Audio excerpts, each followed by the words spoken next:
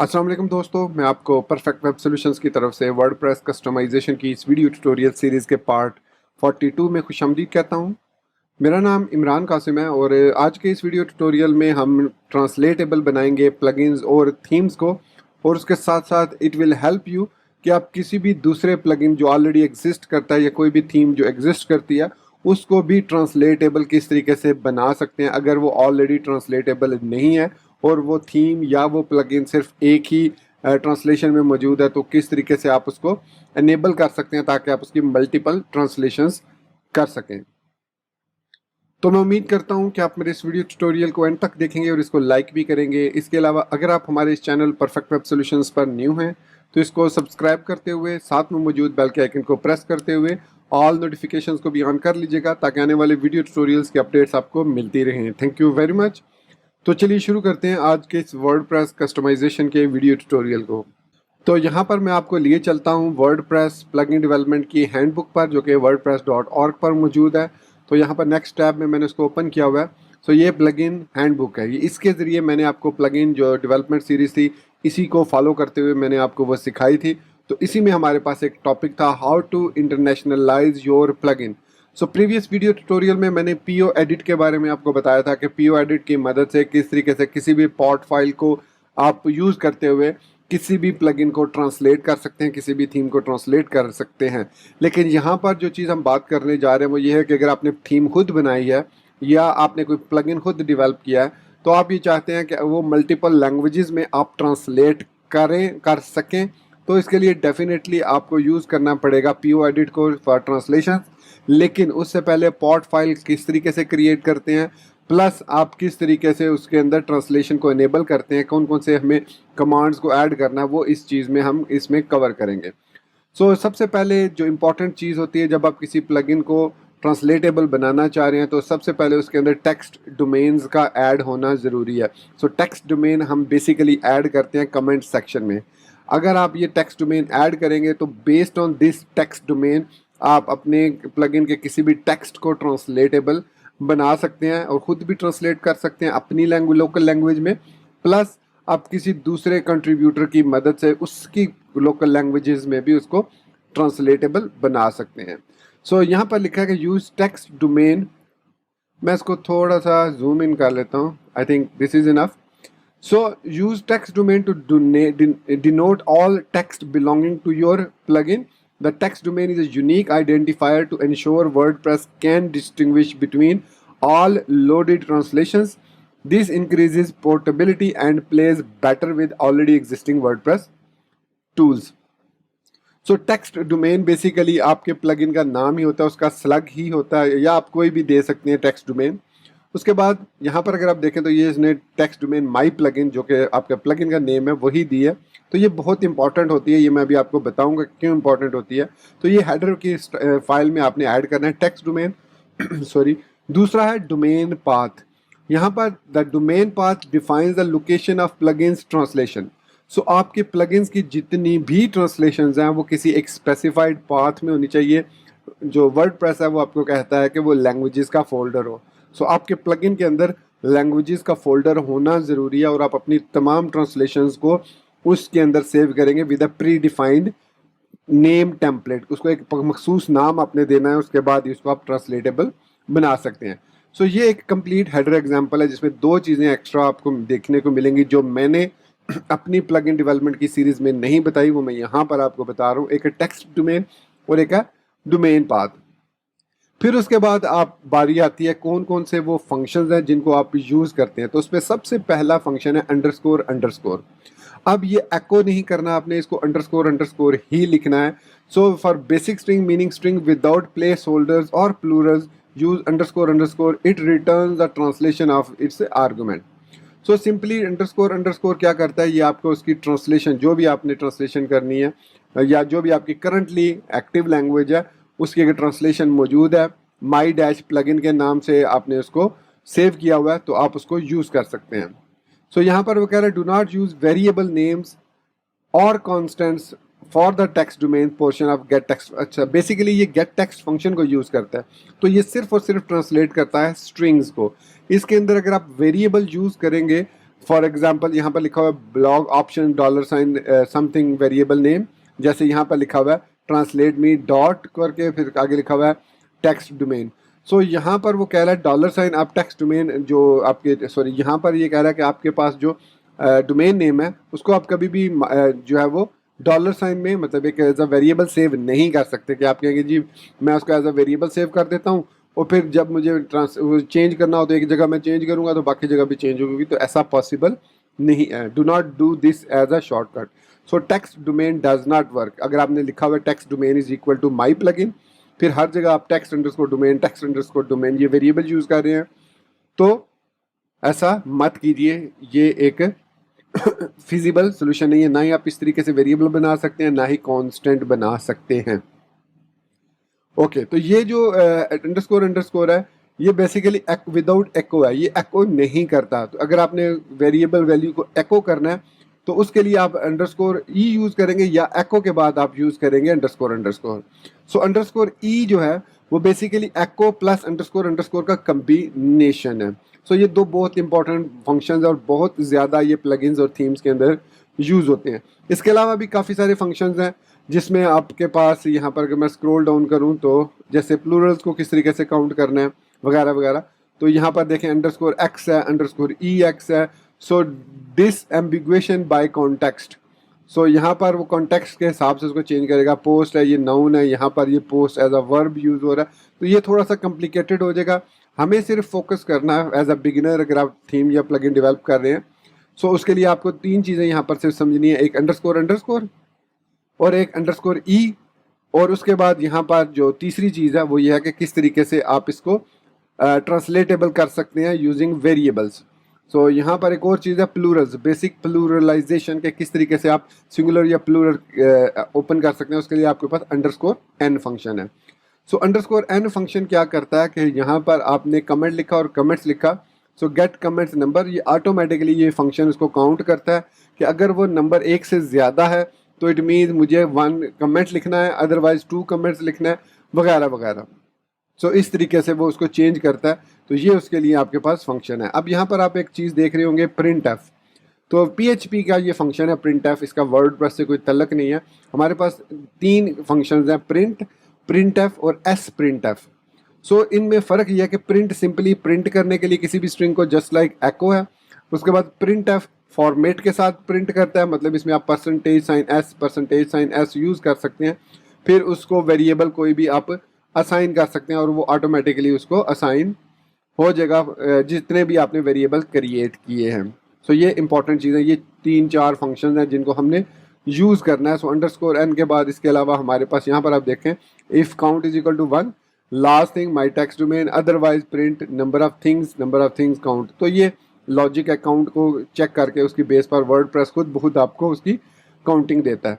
तो ये एक दफ़ा आप खुद भी इस वर्डप्रेस प्लगइन हैंडबुक को एक दफ़ा देख लीजिए और इसके इंटरनेशनलाइजेशन सेक्शन को देख लीजिएगा। अब मैं आपको ये चीज़ें प्रैक्टिकली करके दिखाता हूँ, इसी चीज़ को फॉलो करते हैं। तो यहाँ पर मैं सबलाइम टेक्स्ट को ओपन कर लेता हूँ, ये मेरे पास सबलाइम टेक्स्ट है और यहाँ पर WP कंटेंट प्लगइन्स के अंदर हमने एक प्लगइन क्रिएट किया था अपनी WP वर्डप्रेस प्लगइन डेवलपमेंट की सीरीज़ में, जिसका नाम था PWS PK प्लगइन डेव। ये प्लगइन है, ये आपको वर्डप्रेस की रिपोजिटरी पर भी गिटहब की रिपोजिटरी पर भी आपको मिल जाएगा। अभी मैंने इसको वर्डप्रेस की रिपोजिटरी पर पब्लिश नहीं किया। तो ये जो मेरा प्लगइन है, अब इसमें ट्रांसलेशन बिल्कुल भी नहीं है, ये सिंपल प्लगइन है। यहाँ पर अगर आप देखेंगे तो यहाँ पर मैंने plugin name, plugin URI, author URI, description और इसके अलावा टैग्स और लाइसेंस वगैरह तो ऐड किए हैं, मगर मैंने इसमें क्या चीज़ ऐड नहीं की, मैंने इसमें टेक्स्ट डोमेन को ऐड नहीं किया और उसके बाद मैंने इसमें डोमेन पाथ को इंक्लूड नहीं किया। So let's add these 2 things. तो यहाँ से मैं इसको कॉपी कर लेता हूँ और यहाँ पर वर्जन के बाद डिस्क्रिप्शन कहीं पर भी आप इसको पेस्ट कर दें। ओके, तो ये हमारे पास है टेक्स्ट डोमेन माई प्लगइन। अब इस प्लगइन की जगह पर हम अपने जो प्लगइन का फोल्डर नेम होता है वही रखते हैं इसका as a text domain. So PWS PK plugin dev, यही हमने इसकी टेक्स्ट डोमेन रखी और इसका जो डोमेन पाथ है वो लैंग्वेजेस का फोल्डर है। सो इट मीन्स इस फोल्डर के अंदर यहाँ पर हमें क्रिएट करना पड़ेगा एक न्यू फोल्डर और न्यू फोल्डर यहाँ पर ऑप्शन है और इसका नाम रखेंगे लैंग्वेजेस। ये हमने क्रिएट कर लिया। सो अब इस लैंग्वेजेस के फोल्डर के अंदर हम बेसिकली यहाँ पर भी अगर आप इस पॉट फाइल को अपनी प्लगइन के साथ पब्लिश करना चाहते हैं तो यहाँ पर आप उसको सेव कर सकते हैं। अदरवाइज कहीं पर भी कंप्यूटर के अंदर उसको सेव करके पॉट फाइल को सेव कर सकते हैं। अब नेक्स्ट हमारे पास ये क्वेश्चन आता है कि अब ये पॉट फाइल हमने क्रिएट किस तरीके से करनी है। ओके, तो अब हमने पॉट फाइल क्रिएट करनी है तो इसके लिए हम आएंगे ब्राउज़र के अंदर। यहाँ पर हमें एक पैकेज चाहिए जो कि है wp-cli.org पर।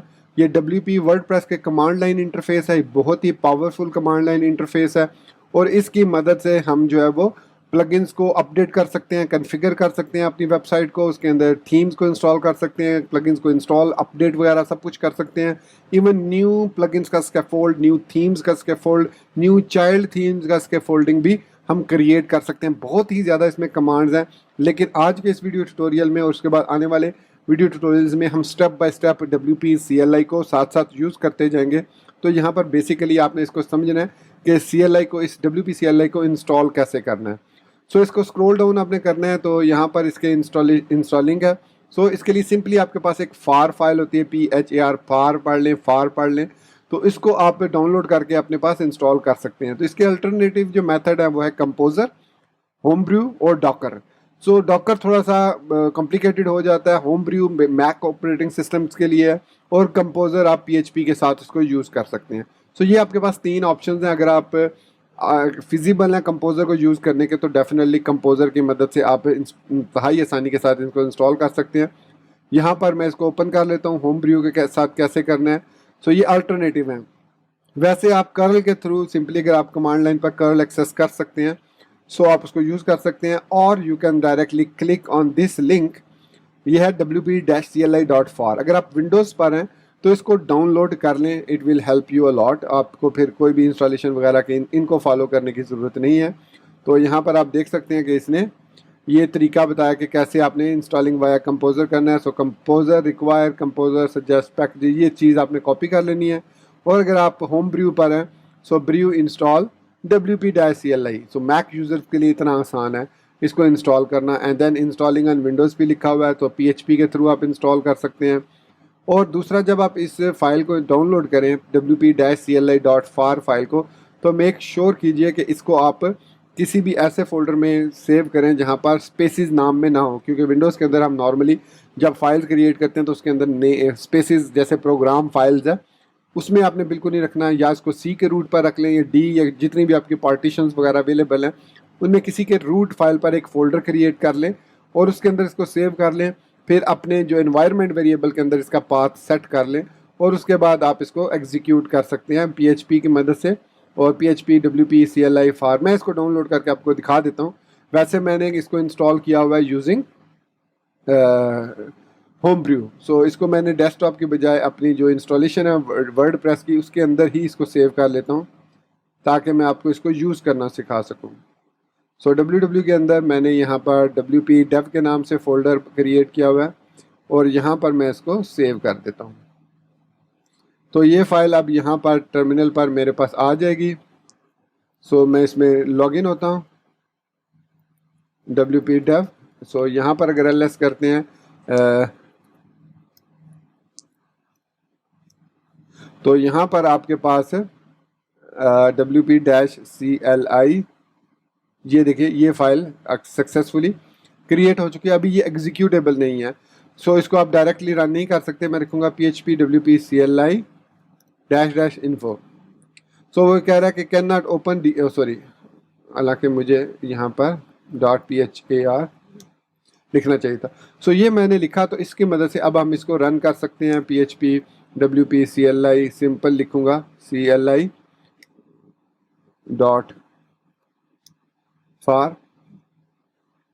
सो यहाँ पर हमारे पास इसकी तमाम की तमाम जो कमांड्स की लिस्ट है वो आ जाएगी।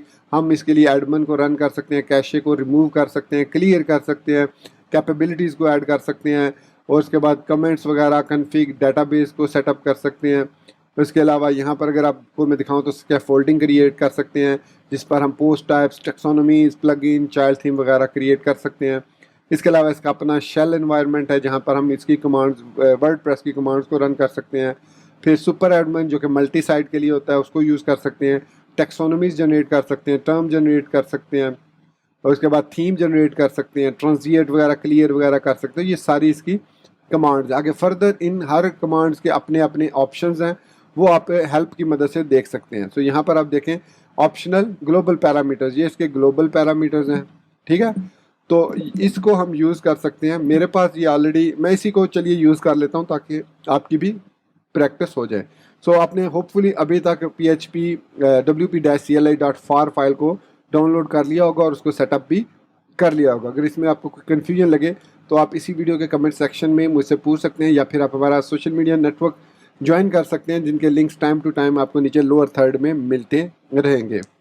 अब हम देखते हैं कि किस तरीके से WP-CLI की मदद से हम स्कैफोल्डिंग जनरेट कर सकते हैं। तो यहाँ पर हम कमांड्स में आ सकते हैं WP-CLI पर, और यहाँ पर हमारे पास ये देखिए तमाम की तमाम कमांड की लिस्ट है। इसमें ये है WP-I18N provides internationalisation tools for WordPress projects. So project से मुराद थीम्स एंड प्लगइन्स ही है। सो इस पर मैं क्लिक करूँगा। सो यहाँ पर आपके पास ये देखिए आ गया provide internationalization. So create a pot file for a WordPress plugin theme in the current directory. So सबसे पहले आपने मेक श्योर करना है कि आप अगर प्लगइन के लिए बना रहे हैं तो उसकी डायरेक्टरी भी आप मौजूद हो। तो मैं यहाँ पर WP कंटेंट के मैं इसको जूम इन कर लेता हूँ। WP कंटेंट्स के फोल्डर में, कंटेंट के फोल्डर में आता हूँ। यहाँ पर मैं प्लगइन्स पे और PWSP के प्लगइन डेव में आ जाता हूँ। सो इसमें हम यहाँ पर मौजूद हूँ। अब चूँकि मैंने इन्वायरमेंट वेरिएबल सेट नहीं किया हुआ, तो मुझे अगर इसको रन करना है PHP, तो इस तरीके से मैं रन करूँगा ///, क्योंकि मैंने रूट पर किया हुआ है। सो WP-CLI.far, आई थिंक अभी भी मैंने पाथ सही नहीं लिखा। सो एक स्टेप और पीछे जाना पड़ेगा हमें। सो अब ये ठीक है, यहाँ पर ये रन होगी ये कमांड। सो इस तरीके से आप फिर इसका पाथ डिफाइन करेंगे जहाँ पर आपने इसको सेव किया हुआ है। अब यहाँ पर हमने क्या करना है, उसने कहा जी कि इसको एग्जांपल है। अगर आप ये क्रिएट करना चाह रहे हैं तो आप लिखेंगे WP-I18N make pot.languages/plugin myplugin.pot file. सो इसको आप कॉपी कर लें और यहाँ पर लिखें PHP, और बल्कि इसी कमांड को, और यहाँ पर लिखेंगे आई थिंक WP, और उसके बाद बल्कि इसको पेस्ट कर देंगे।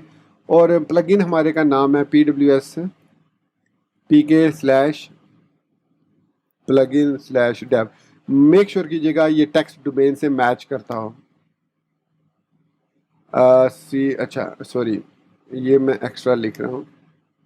सो पॉट फाइल सक्सेसफुली जनरेटेड, देख सकते हैं आप, मैंने WP-CLI.far की मदद से पॉट फाइल जनरेट कर ली। अगर यहाँ पर मैं आता हूँ तो लैंग्वेजेस के फोल्डर में मुझे यहाँ पर एक PWSPK-plugin-dev.pot फाइल मिल गई, और इसके अंदर देखिए उसने कुछ बेसिक हमें ऑलरेडी ट्रांसलेशंस करके दे दी हैं, जिसमें प्लगइन का नेम है, प्लगइन का URI है, प्लगइन की डिस्क्रिप्शन है, प्लगइन के ऑथर का नाम है, और प्लगइन के ऑथर की URI है। ये ऑटोमेटिकली इस कमांड ने फाइंड किया है इस प्लगइन PWSPK-plugin-dev.php के अंदर इस कमेंट सेक्शन से। सो ये हमने क्रिएट कर ली। अब इस फाइल में आप फर्दर जो चेंजेस कर सकते हैं, जैसे यहाँ पर आपके पास है जी, देखिए आपका नाम भी आ रहा है यहाँ पर। फिर plugin this file is distributed in the same license dev plugin. So यहाँ पर आपके पास इसके सारे प्लेन टेक्स्ट, ये चीज़ आपको चेंज करने की ज़रूरत नहीं है। जो चीज़ आपने चेंज करनी है वो MSG ID है और MSG string. ID basically automatically __E_N उन फंक्शंस के अंदर मौजूद टेक्स्ट डोमेन की बेस पर आपके लिए जो स्ट्रिंग है उसको ट्रांसलेटेबल बनाता है इनटू MSG str। अब हमने पॉट फाइल सक्सेसफुली जनरेट कर लिया, और यहाँ पर अगर मैं आता हूँ अपने वर्डप्रेस की इंस्टॉलेशन में, तो आप यहाँ पर देखेंगे प्लगइन्स के अंदर हमारे पास इतलाक शुदा प्लगइन्स, ये मैंने उर्दू में ट्रांसलेशन की हुई है। सो यहाँ पर स्क्रॉल डाउन करें तो ये देखिए किधर गया मेरा प्लगइन, PWSPK-dev प्लगइन। तो यहाँ पर देखिए नेम जो है वो इंग्लिश में ही लिखा हुआ आ रहा है, और यहाँ पर जो इसकी बेसिक इंट्रोडक्शन है वो भी इंग्लिश में ही नज़र आ रही है। अब हम इसको ट्रांसलेटेबल बनाते हैं। यहाँ पर मैं ओपन करूँगा PO एडिट सॉफ्टवेयर को, अगेन जिसके बारे में मैं आपको ऑलरेडी एक्सप्लेन कर चुका हूँ। सो मैं यूज़ कर रहा हूँ ओल्ड वर्जन, आप चाहे तो नया वर्जन यूज़ कर सकते हैं। नए वर्जन में कुछ फीचर्स अवेलेबल नहीं है, ठीक है, तो मतलब वो फ्री वर्जन है, ये पेड वर्जन है बेसिकली। सो यहाँ पर क्रिएट न्यू ट्रांसलेशन पर आप क्लिक करेंगे और यहाँ से आप उस फोल्डर में जाएंगे जहाँ पर आपने उस पॉट फाइल को सेव किया। अब आप अगर उसको शिप करना चाह रहे हैं अपने प्लगइन के साथ तो डेफिनेटली मैंने कहा था कि आप उसको सेव कर सकते हैं उसी फोल्डर में, लैंग्वेजेस के फोल्डर में, otherwise it is not necessary.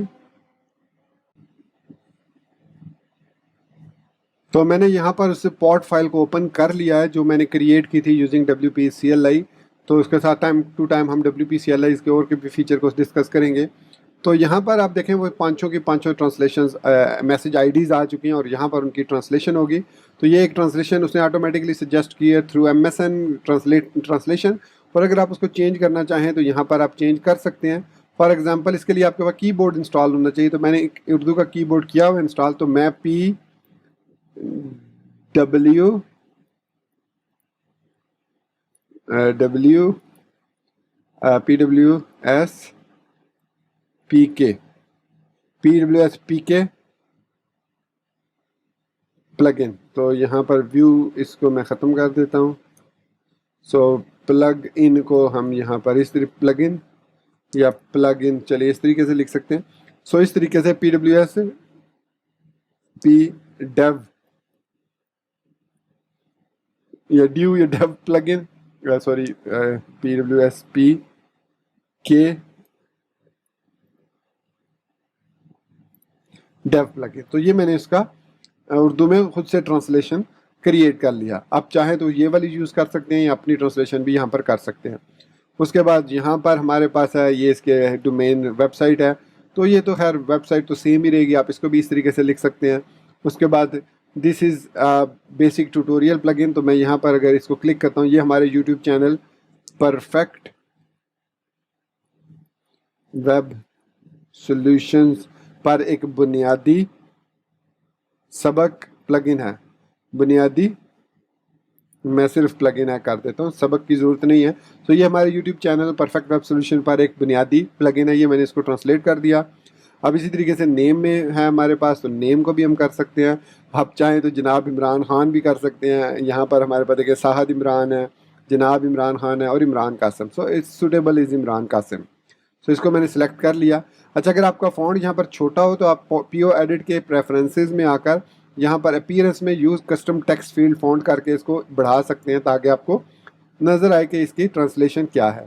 तो अदरवाइज़ ये बहुत छोटी होती है। उसके बाद वेबसाइट है, तो इसको भी हम इस तरीके से वैसे ही लिख लेते हैं, perfectwebsolutions.info। अब इसके बाद जो नेक्स्ट स्टेप है वो हमने इसको सेव करना है। सो सेव पे क्लिक करेंगे। अब सेविंग नेम जो बहुत इंपॉर्टेंट है, यहाँ पर देखें तो ये इस तरीके से नाम दे रहा है। आपने जो आपका प्लगइन का नेम है वही देना है, फिर उसके बाद डैश, फिर उसके बाद ट्रांसलेशन, सॉरी यहाँ पर मुझे उर्दू को वापस इंग्लिश में करना है, और डैश UR। अब जो वर्डप्रेस है वो UR_PK को सपोर्ट नहीं करता है, no I am not sure क्यों, लेकिन बाकी जो लैंग्वेजेस हैं जैसे ENGB हो सकता है, ENUS हो सकता है, ENAU हो सकता है, ENJP हो सकता है, लेकिन UR सिंपल यहाँ पर UR है। इसी तरीके से आप इंडियन है, हिंदी हैं, तो अपने जो नेमिंग कन्वेंशन है वो देख लीजिएगा, इस तरीके से भी लिख लीजिएगा अगर बांग्लादेश या इंडियन जो भी है। सो dev-UR आप ये लिखना ज़रूरी है, और ये आपको एक फ़ाइल जनरेट करके देगा, ट्रांसलेशन फ़ाइल, जो कि होगी PO फाइल। ठीक है, ये ट्रांसलेटेड फाइल है। इसमें आप देख सकते हैं यहाँ पर हमारे पास उर्दू में ट्रांसलेशन हो चुकी है, और ये एक कंप्यूटराइज्ड मतलब जो बाइनरी फाइल है, इसको भी आपने मो फाइल और पो फाइल दोनों यहाँ पर रहने देनी है। अगर पॉट फाइल साथ नहीं देना चाह रहे तो इसको आप यहाँ से रिमूव कर सकते हैं। इतना करने के बाद आपने इसको सेव कर लेना है। सेव करने के बाद आप सिंपली अगर अपने प्लगइन को, अपने डैशबोर्ड को रीलोड करते हैं तो यहाँ पर ट्रांसलेशन हो जानी चाहिए। अब यहाँ पर ये देखिए, ये ट्रांसलेशन हो चुकी है PWS PK के डेव प्लगइन, और ये हमारे YouTube channel perfect web solutions पर एक बुनियादी प्लगइन है, मन जानिब इमरान कासिम। सो इसकी ट्रांसलेशन वर्जन 1.0 है, इसको आप फाल कर सकते हैं। अच्छा, ये जो है ये बेसिकली आई थिंक ट्रांसलेशन में प्रॉब्लम हुई है। ये जो है इसको उसने प्रॉपरली URL को यहाँ पर सेटअप नहीं किया है। एनीवेज आप चाहें तो इसको ट्रांसलेटेबल ना बनाएं, इसको यहाँ से क्लियर कर दें। इसको फिर दोबारा आपने सेव करना है और ये उसी फाइल में pwspk-plugin-dev-ur.po में सेव कर देगा। ओके, इसको रीलोड करेंगे दफ़ा फिर। सो अब आप देख सकते हैं कि यहाँ पर हमारे जो लिंक्स हैं वो वापस आ चुके हैं। ओके, ये चीज़ आपने ध्यान में रखनी है। सो हमने सक्सेसफुली अपने प्लगइन को ट्रांसलेट कर लिया, अभी सिर्फ हमने हेडर को ट्रांसलेट किया। इसके बाद नेक्स्ट हम ये देखेंगे कि किस तरीके से इसके अंदर जो मौजूद कंटेंट है उसको कैसे _e___और_n की मदद से ट्रांसलेटेबल बनाते हैं, वो हम नेक्स्ट वीडियो ट्यूटोरियल में देखेंगे। तो दोस्तों, ये था हमारा आज का वर्डप्रेस कस्टमाइजेशन का वीडियो ट्यूटोरियल, जिसमें हमने देखा किस तरीके से हम अपने प्लगइन को ट्रांसलेटेबल बना सकते हैं। फिर हमने WP CLI के बारे में देखा और प्लगइन हैंडबुक के बारे में भी देखा। मैं कोशिश करूंगा कि आपको इसकी जो टाइमलाइंस है वो नीचे कमेंट्स में या डिस्क्रिप्शन में मिल जाएं, लेकिन अगर मैं नहीं प्रोवाइड कर सकता तो मैं रिक्वेस्ट करूंगा कि जो भी यूज़र ये कंप्लीट वीडियो देखे वो उस टाइम को जहाँ पर मैंने पर्टिकुलर टॉपिक स्टार्ट किया उसको नीचे कमेंट्स के अंदर एज अ टाइमलाइन ऐड कर दे, तो मैं उसके कमेंट को जो पिन कर दूंगा, हार्ट भी दे दूंगा, लाइक भी कर दूंगा, और वो हमेशा उस पर्टिकुलर ट्यूटोरियल के अंदर उसका कमेंट जो उस सब्सक्राइबर का कमेंट है वो पिन्ड कमेंट शो होगा। सो दोस्तों, इसी बात के साथ मैं आपसे इजाज़त चाहूँगा। हम मिलते हैं नेक्स्ट वीडियो ट्यूटोरियल में। टिल देन चैनल को सब्सक्राइब करना, वीडियो को लाइक और शेयर करना, बेल आइकन दबाना और ऑल नोटिफिकेशंस को ऑन करना बिल्कुल मत भूलिएगा। So guys, thank you very much for watching this video tutorial. Take care, goodbye and अल्लाह हाफिज़।